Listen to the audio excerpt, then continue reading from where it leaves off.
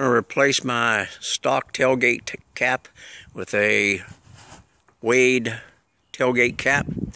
Let me show you the tools you're going to need to do it. This is a 2012 Chevy Silverado.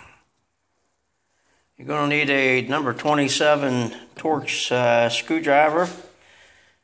I bought some double-sided tape. Also a paint scraper and some adhesive remover. Okay, to get the original off, there's 4 bolts here, the 27 Torx, number 27 Torx, on the face of it. And on the inside, there's no bolts here, but it's glued to the tailgate. So what I've done, I've already taken mine off once, but put the paint scraper up underneath there, wiggle it around, you'll break the bond, go down the whole length of it, get it loose. Once you get it out of the way, you're going to want to use some kind of a adhesive remover to get the rest of the glue off of the tailgate. Okay, you get that cleaned up, and you're ready to put the new cap on. Now, I want to address a couple things that I noticed on the internet when I was doing search for a new cap.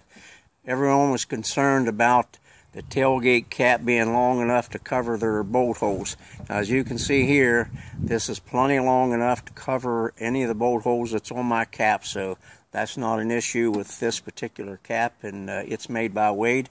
Now, another issue that people had was this. They said once they did the install, that when they were bringing material out of the tailgate, sliding it out, that it would catch here and rip the cap loose.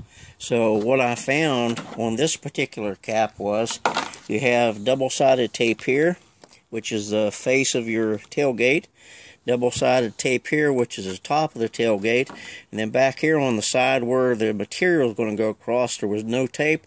So I'm going to add double-sided tape there, and that should eliminate the problem of material catching it and ripping it off. Okay, I went back and added the double-sided tape here on the back side, the inside of the tailgate. I've also taken and pulled some of the protective coating of the double-sided tape back and taped it on the outside so that I can get a hold of it real easy. So, just a matter now of positioning it and put it in place. Now with mine, it fits up right here very nice. So I'm just going to put it in, and I'm pushing real tight in this way to make the top of it stick.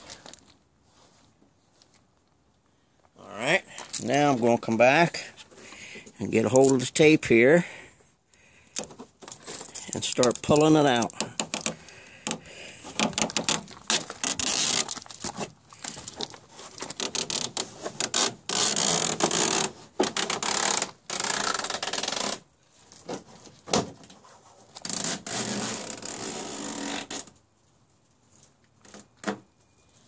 Okay, now pushing that down real hard, make sure it sticks. We'll do the same thing now on the front. And make sure you've also cleaned it real good. So just pulling the tape out, push it down to make sure it sticks.